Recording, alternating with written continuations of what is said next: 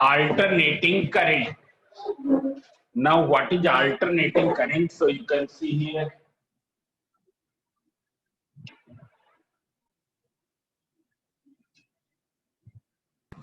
Sir, Geetanjali को admit कर लिया ना, और भी कोई है?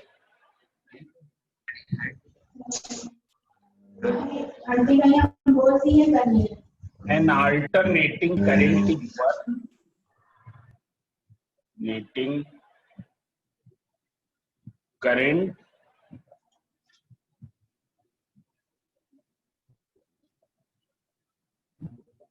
is one which varies continuously, which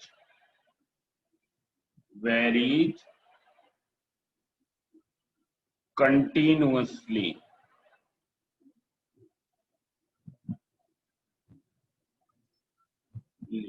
in magnitude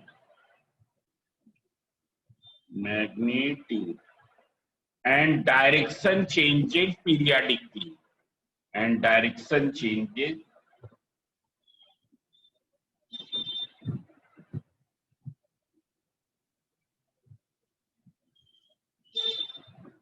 periodically.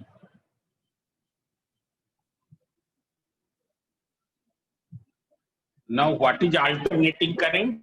Whose magnitude changes continuously with time and direction is changing periodically. Periodically means after a fixed interval of time. Now mathematically we can represent it by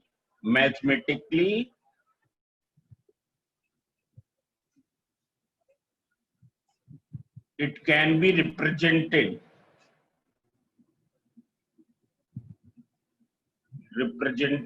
by sine or cosine functions. And why do we represent it by sine function or by cosine function? So this you know that these functions are varying in this range -1 to 1. ये क्या कहलाता है? एक closed interval कहलाता है, closed interval. ऐसे और sine theta और कॉस थीटा की वैल्यूज क्या है? इस रेंज में वेरी करती हैं, -1 to +1 थ्रू 0. आए समझे? अगर तुमने ग्राफ देखा हो, अगर हम साइन थीटा का with respect to theta graph draw करें, ये साइन थीटा है और इस तरफ हमने क्या लिया है? थीटा लिया. If we draw the graph, then we will find here this graph is of this shape.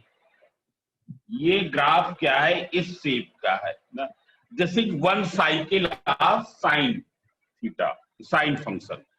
ये जो ग्राफ ऑफ साइन थीटा होता है उसकी एक साइकिल है. ऐसे this is taken at 360 degree. 360 degree. ये तुम्हारा क्या है? 180 डिग्री. अगर हमको मालूम है थीटा क्या होता है? Omega into T. Theta equals to omega into T. So if you see in terms of time, then it will be t and it will be t/2. So you can see here its value is varying from 0 to +1. From what time? 0 to t/2. 0 से t/2 time तक इसकी value क्या है? Non linearly increase कर रही, linearly नहीं increase कर रही, क्योंकि ग्राफ क्या है? कर्व है. सो नॉन लीनियरली इंक्रीज कर रही. टाइम t/2 पर वैल्यू क्या हो गई? 1. After that value time t/4. t/4 पर वैल्यू क्या हो गई? कितनी हो गई? 1 हो गई. After time t/4 this value decreases from +1 to 0. I said t/2 can be written as 2 times of t/4. 2 times of t/4. So it decreases from +1 to 0. After that, what will happen? The sign of the values will be changed. जो values का sign क्या होगा? वो change हो जाएगा. But the repetition will be once again same. Here it increases from 0 to -1 and then decreases from -1 to 0. This is the one cycle of sine theta. It is clear? So alternating current also varies in the same way. Its magnitude is continuously changing with time, and direction changes periodically. Direction t/2 time बाद change हो जाएगी, magnitude लगातार change होगा. This point is clear? So how will you write it mathematically? So you can see here, it can be written as I equals to I naught sine omega t. I equals to I naught sine omega t. This gives the instantaneous value of current. Instantaneous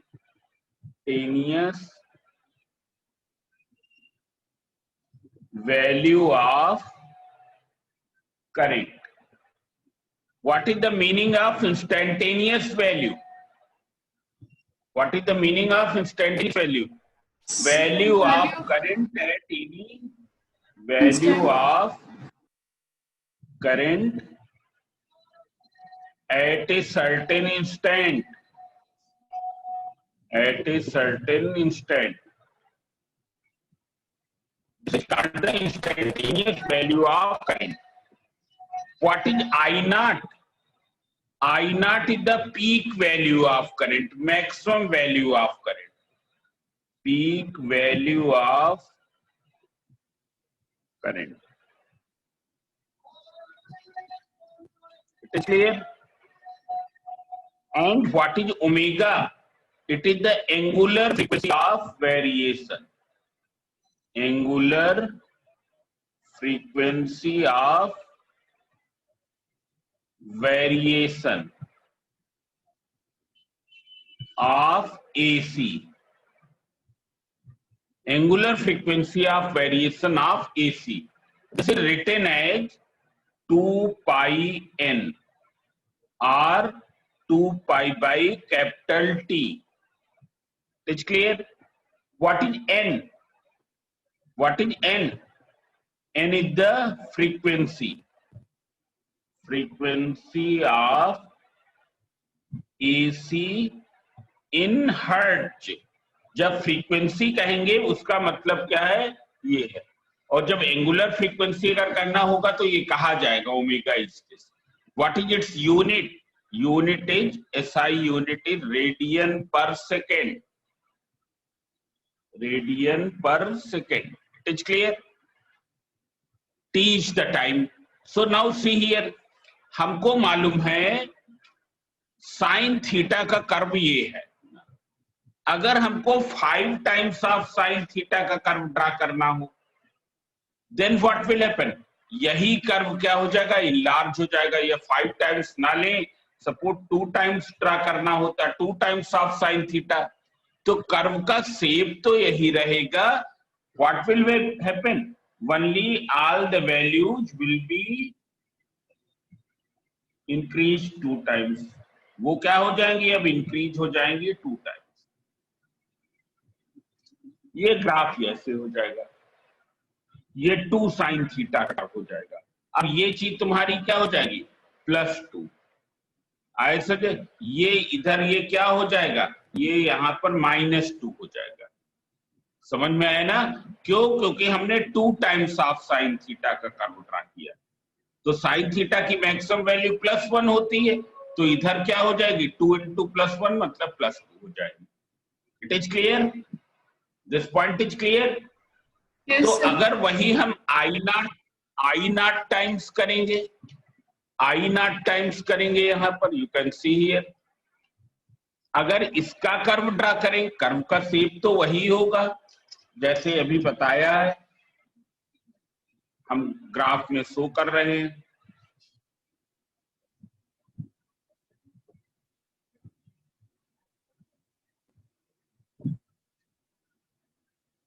ये हमने ले लिया है I और ये इधर ले लिया है T. This is the +I naught and this is minus I naught.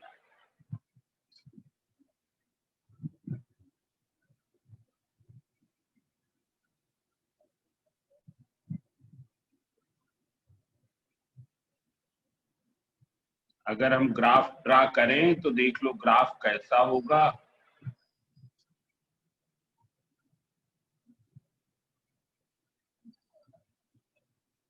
चार पर जाएगा ना, और इधर देख लो ग्राफ का शेप कैसा होगा, ये ऐसे होगा।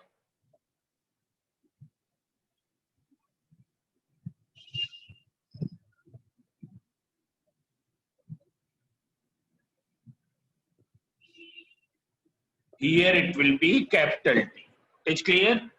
What will be I naught? This value. ये वैल्यू क्या है? I naught है, हम यहाँ पर शो कर रहे हैं। ये I naught है। ऐसे पॉजिटिव डायरेक्शन में। इधर ये क्या है? इसको विद साइन लेंगे तो minus I naught। This is one cycle of AC. Graph is representing. Graph is representing. सब लोग प्रीवियस क्वेश्चन चैप्टर के क्वेश्चन सॉल्व करें। ऐसे में अभी उससे पूरे क्वेश्चन हुए नहीं हैं। Graph is representing one cycle of AC. So what will be the half cycle? It is T by 4, capital T by 4. आए समझे? ये चीज समझ में आ गई? Yes sir. बोलो। Yes sir. इसको हम कोसाइन फॉर्म में भी लिख सकते हैं। कोसाइन फॉर्म में कैसे लिखेंगे तुमको मालूम है? ये क्या हो जाएगा? I equals to I naught cos omega t. It is clear. The meaning of these symbols are same. This is the instantaneous value. This is peak value of current. Omega is what? Angular frequency of AC. So meaning is same. But now graph will be जो cos theta का graph होता है उस तरीके का होगा। सबको जो मैथ्स वाले हैं उनको तो मालूम ही होगा कि कोसाइन थीटा का ग्राफ कैसे होता है ना। हम यहाँ पर ड्रा किए दे रहे हैं। अधिकतर वर्क हम किससे करेंगे? साइन थीटा वाली, I equal to I naught sine omega T वाली इक्वेशन से। ऐसे ये क्या हुआ? इधर ये हुआ, इधर पीक वैल्यू ये plus I naught and here it is minus I naught. It's clear? Now you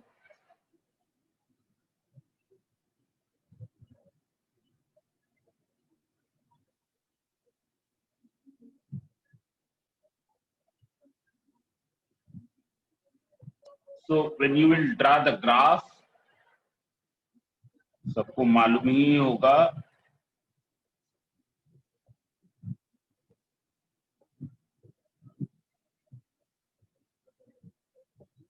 मालूम है ना?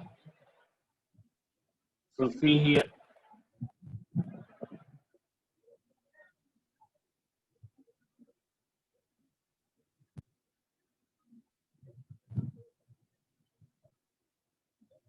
Graph will be like this.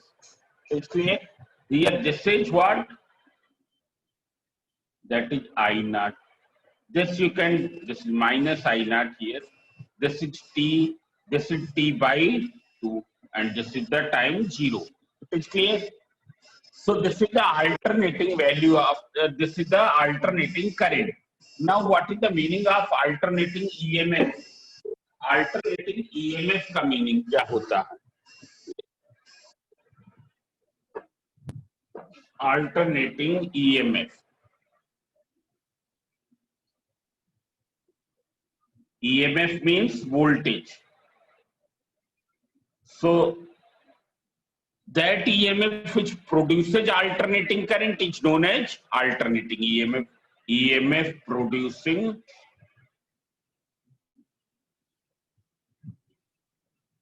alternating current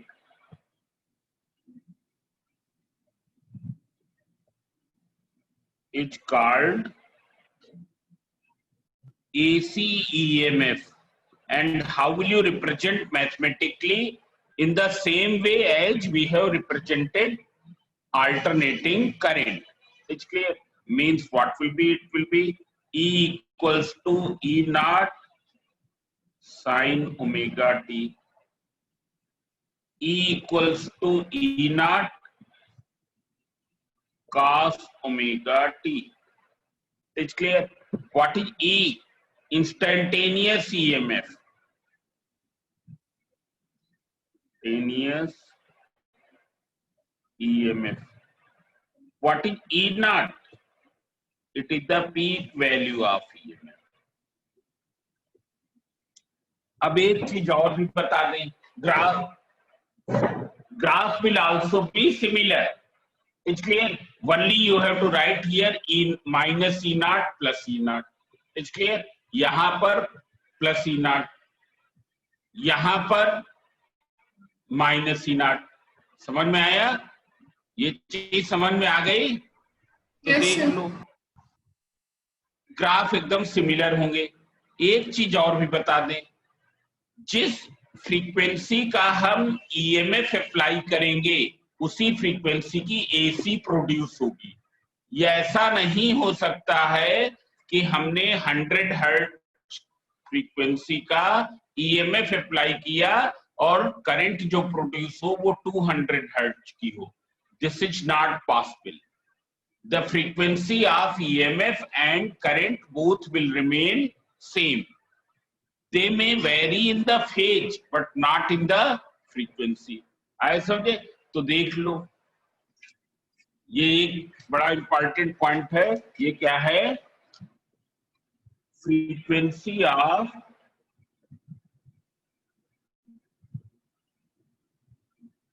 AC EMF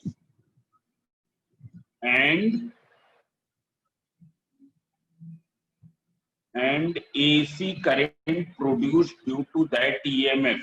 AC current produced due to that EMF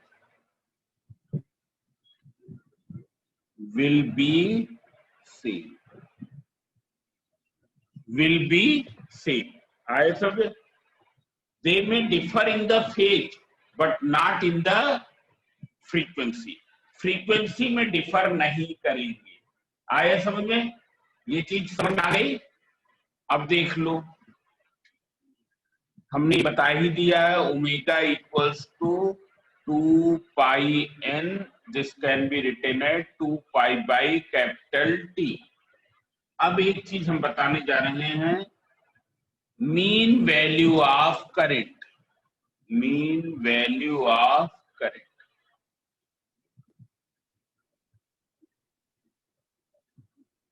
अब इसके पहले हम एक चीज पूछेंगे. आए समझे? देख लो, तुमको ये मालूम है कि वर्क क्या होता है. Work equals to force into displacement. यही तो होता है. अगर हम फोर्स वर्सेस डिस्प्लेसमेंट का ग्राफ ड्रा करें ऐसे और कुछ ग्राफ ऐसे आए, what will be the work done in moving from x1 to x2? कैसे निकालेंगे? x1 पोजीशन से x2 पोजीशन तक जाने में कितना वर्क होगा, तो हमको मालूम है कि वो वर्क कितना होगा. It will be equal to the area of under curve between these two values. Area under curve between these two values. समझ गया? Yes, sir. बोलो, वो क्या हो जाएगा तुम्हारा? वर्क डन हो जाएगा. W इतना होगा ना. अब तुमको एक चीज ये मालूम है, Q इक्वल्स टू क्या होता? I into T. ऐसे Q equals to I into T. हम क्या करें, ये सपोज I वर्सेज T का कर्व है. किसका कर्व है? I versus T. It's clear. And here suppose this value is T1 and this value is T2. Now you have to find the how much time is flowing. Now see here, this type of current which is shown by this curve is flowing through this resistor. Now how much charge will pass through this in time interval T1 to T2? T1 से T2 time के बीच में इसके through कितना charge पास होगा, तो कैसे निकालेंगे? जैसे अभी हमने निकाला था वर्क में, क्योंकि वहां पर था फोर्स इनटू डिस्प्लेसमेंट, तो ये एरिया, तो यहां भी वही चीज है। आए समझे? तो ये क्या है? Therefore charge phloem through a conductor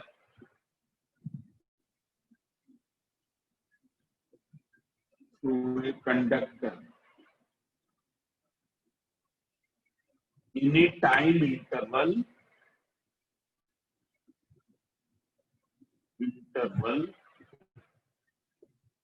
can be calculated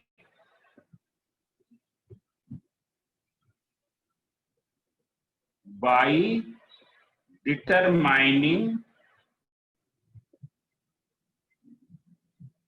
area under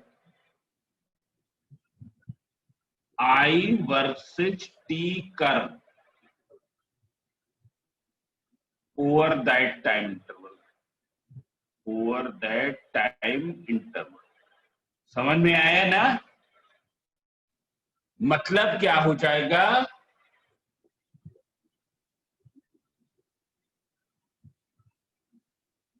मतलब क्या हो जाएगा कि अगर हमको ये find I versus T curve दिया है, आई वर्सेस टी कर्व दिया है, और हमको ये फाइंड आउट करना हो कि कितना चार्ज फ्लो हुआ, तो हम उस ग्राफ के अंडर जो एरिया है उसको कैलकुलेट कर लें।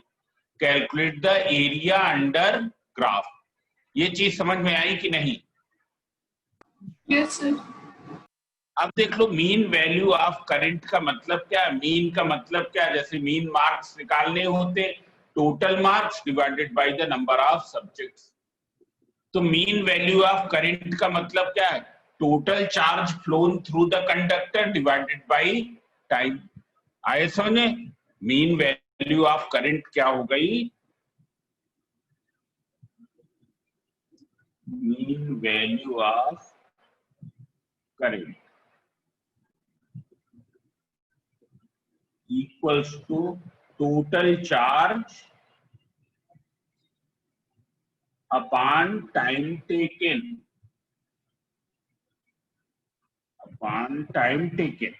आए समझे?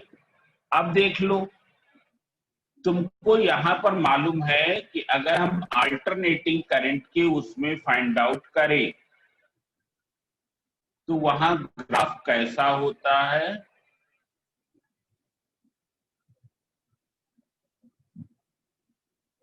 ग्राफ का पैटर्न कैसा होगा?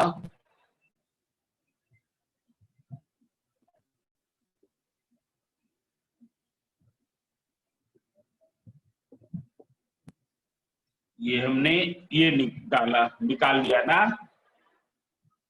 अगर हमको ये फाइंड आउट करना हो कि 0 से टाइम t में कितना चार्ज फ्लो हुआ, from time t equals to 0, क्या खत्म होने वाला है क्या नहीं? अभी नहीं, 10 मिनट बचे। टाइम t इक्वल्स टू 0 से time t equals to capital T में कितना चार्ज फ्लो हुआ, अगर हमको ये फाइंड आउट करना हो, क्या फाइंड आउट करेंगे बताओ? एरिया बोलो श्वेता, बताएं। एरिया इंक्लोज्ड ना, मतलब हम ये एरिया निकाल लें और ये एरिया निकाल लें। अब तुमको ये तो मालूम ही कि ग्राफ कैसा है? सिमेट्रिकल है। ग्राफ सिमेट्रिकल है तो मतलब अगर ये एरिया तुम्हारा ए है तो ये भी क्या है? ए होगा। पर ये एक्स एक्सिस के ऊपर है तो इसको प्लस ए लेंगे और इसको क्या लेंगे? माइनस ए। आए समझे? इसका मीनिंग क्या है कि अगर ये कंडक्टर ले है तो 0 से टाइम t/2 तक कितना चार्ज फ्लो होगा इस डायरेक्शन में? ए चार्ज फ्लो होगा। आए समझे? 0 से टाइम t/2 तक। फ्रॉम t/2 से t टाइम तक कितना चार्ज फ्लो होगा? इतना ही, पर किस तरफ? अपोजिट। किस तरफ? अपोजिट। मतलब जितना चार्ज इधर फ्लो हो रहा उतना ही चार्ज इस तरफ। So what is the total charge phloem through the conductor in this time? 0. What is the total charge? 0.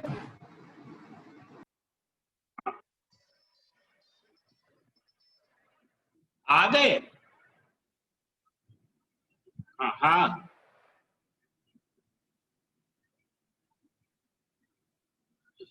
Raju, अच्छा उधर आ जाए, उधर आ जाए ना। हाँ, आ रहे हैं। हाँ हाँ,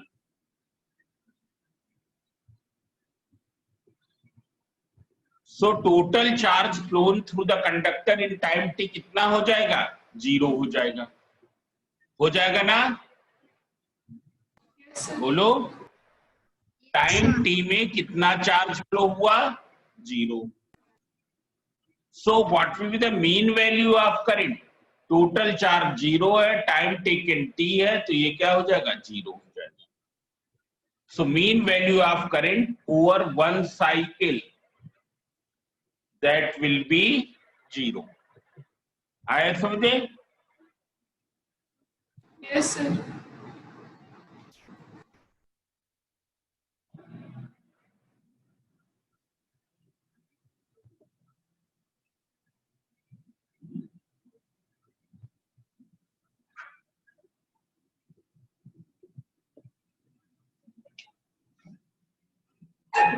तो अब हम शाम को पढ़ाएंगे ना।